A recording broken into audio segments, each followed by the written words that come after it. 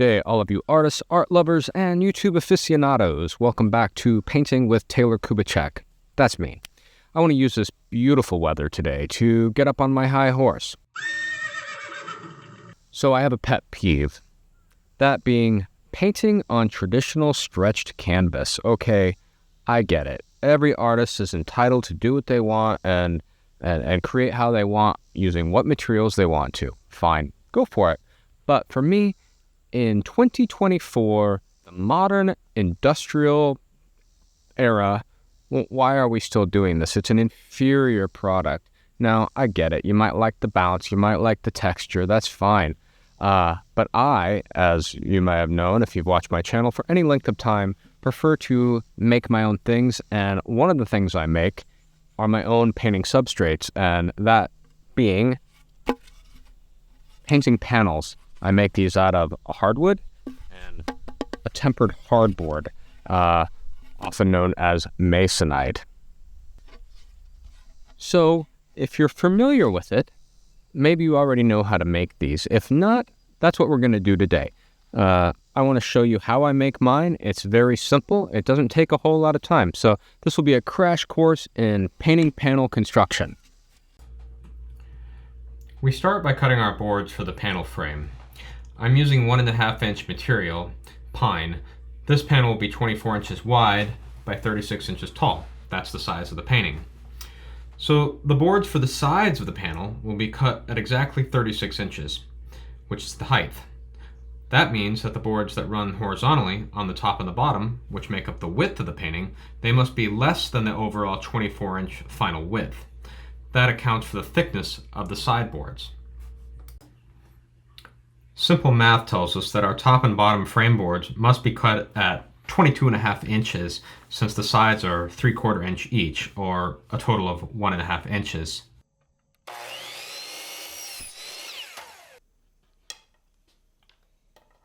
A quick measurement shows that I am exactly at 24 inches, 2 feet, by 36 inches exactly, 3 feet.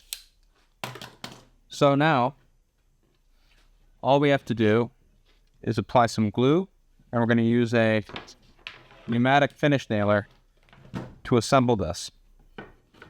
If you're not used to doing this, you want to make sure that your shorter portions are indeed in between the longer portions, because remember, you cut these two shorter to account for the longer edges.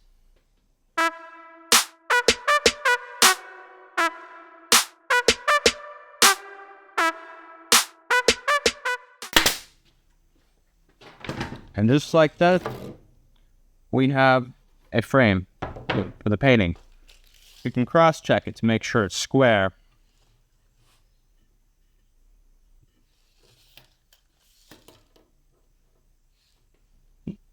I get 43.25 from that corner to corner, and from that corner to this corner, 43.25. We are square. If it moves a little bit, what we'll do is, we're going to make our panel perfectly square. So the hardboard piece will be square. So all we have to do is shift this as we glue and clamp it to that. That's coming up.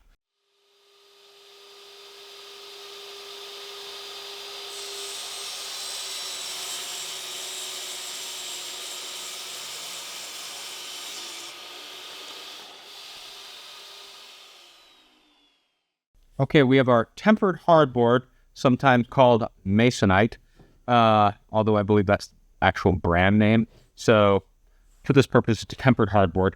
And our frame is ready to go. So, as you can see, it's a nice, tight fit. There's really no differences in the sizes at all, so I think it's going to work just fine. So, before we clamp, we have to, glue.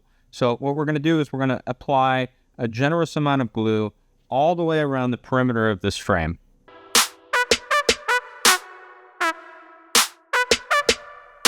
Now go ahead and take your finger and make sure it's covering that top edge evenly. A nice even coat over all the bare wood. After we clamp this up, we're going to make sure that we go back on the outside edge and scrape the excess glue off. when it's dry but not too dry. If it gets real hard, it's real hard.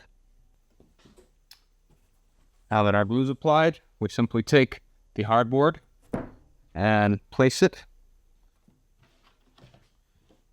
I like to start at one corner. Sure. I even it up.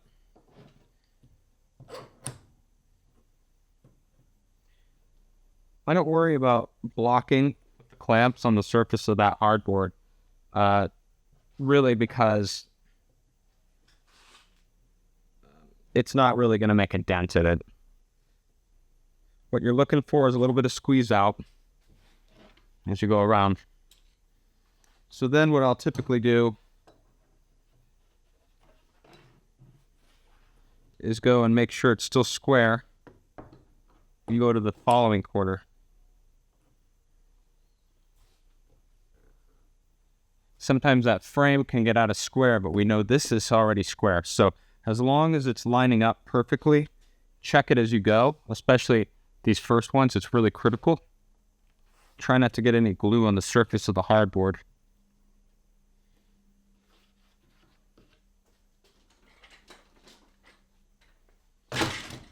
Again, like I had posted in a previous video, I get these clamps pretty cheap at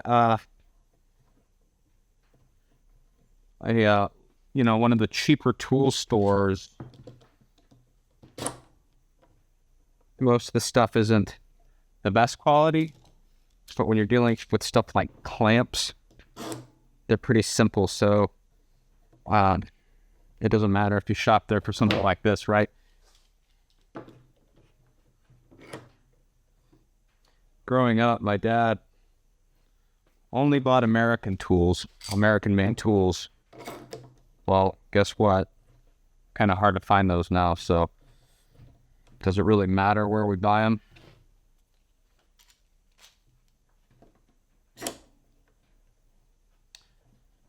I still try. I do. I still try and buy American-made when I can, but it's not the easiest thing.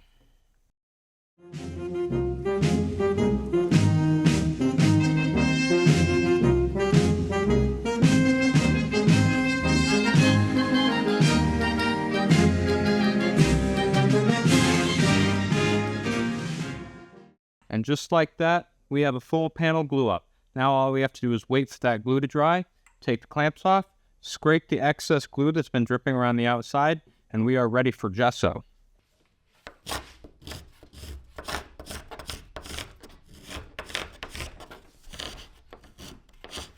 Once I have all the glue scraped off, I like to take a bit of sandpaper and ease this edge. Sometimes it can protrude up a little bit, and when I go to gesso this, I don't want that ever snagging something and peeling off the face of the painting. First thing we're going to do is add your base gesso, preferably to some sort of disposable container, unless you're just really cheap and you like to wash these things out. I don't. There's no... This isn't a perfect science. You can just sort of add it as much as you want. So I'm going to go for this Naphthol, I believe it's Naphthol Red. And then we're going to add some of this yellow to it.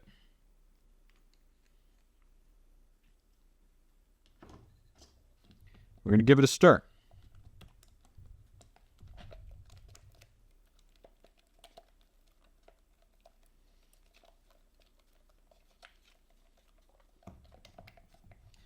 Gesso has a binder in it, something like a glue. So you don't want to add too much acrylic paint, I don't think. Probably be fine. But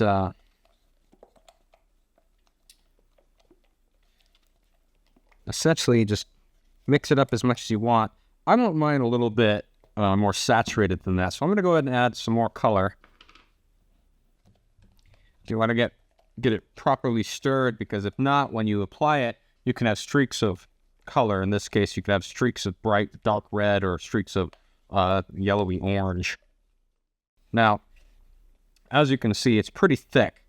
I actually like to add a little bit of water to mine, and I never try and add more than 10% water.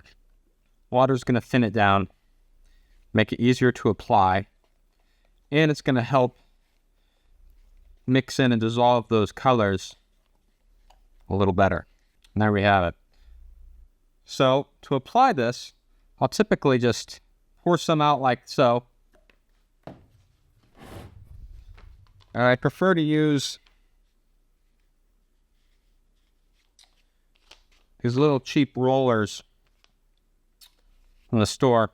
I don't like the fine foam rollers. I like the one with a little bit more texture to it.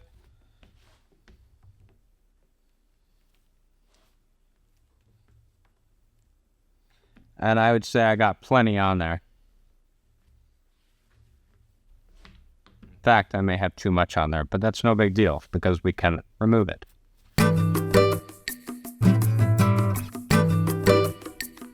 I'm just changing my directions. Right now there's so much on there, you can see it's just sort of gliding over there, not even rolling. So what we're going to do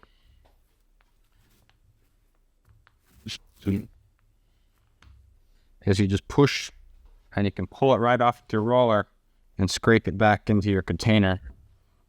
You can do this a few times, re-roll it, and you'll have just the right amount. As you can see, this isn't one of those videos where I edit out all my mistakes like some videos you watch on YouTube, because these are mistakes that everybody can make. And I'd rather show you how I deal with them and how I fix them rather than just pretend that they don't happen, because they happen.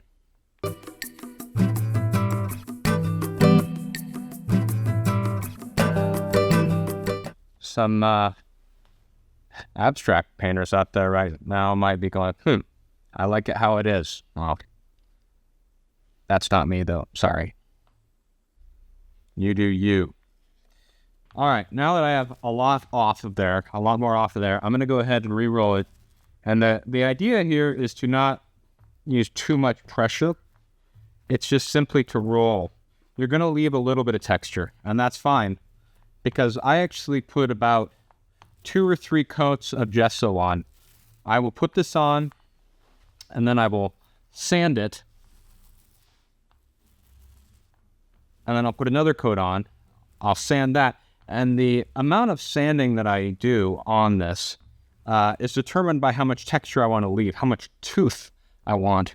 Because if you make these ultra smooth, and some people like to make these ultra smooth, they like to paint on basically a gessoed piece of glass. I don't like that because it's harder for your paint to stick. I like to leave a little bit of tooth. Now, this is on there nice and thick. It's going to take a little more sanding than I like to do, but that's okay. It dries fairly quick since it is acrylic based. And I will come back when it's dry, give it a quick sanding, and put another coat on. Okay, the first coat of gesso is dry enough to sand. A lot of times I'll use an electric sander, but for something this size, I'm just going to go ahead and just do it by hand. So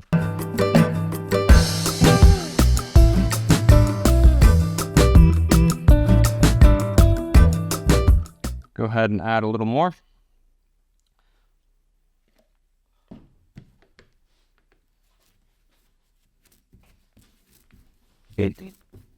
Depending on how this covers, it might be good enough. If there's still spots that look fairly transparent, we'll go ahead and do a third coat. But what I like to do is, as I go coat to coat, every coat I try and apply a little smoother than the last.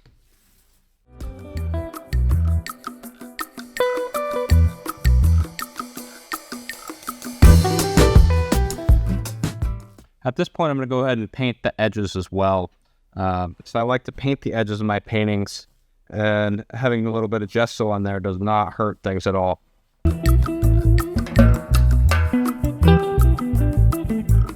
Now we just need to lightly sand this, and I think it's going to be good enough with 2 coats. And there you have it. I am ready to go ahead and put my initial drawing on this and begin painting. So now that I've gone over all of the steps with you on how to make your own panel, I should mention that there is a best of both worlds when it comes to painting on a panel and also using canvas. There's a marriage of the two that can take place. Before you gesso a panel, you can actually stretch and adhere, glue canvas to it, which gives you the texture of canvas and the resilience and the puncture resistance of a hardboard panel. I'd also like to mention you can paint on wood, not masonite. You can paint on plywood. You can paint on boards. There's all sorts of things that have been used throughout the years, just as long, if not longer, than canvas. And in this modern age, there's also other materials out there, other substrates. There's aluminum. There's just a plentitude of things to choose from to paint on. This is just what I prefer. So, take it with a grain of salt. Well, thank you for joining me, and I hope you found this video educational, entertaining, all of the above. And if you did, like and subscribe. I will see you next time.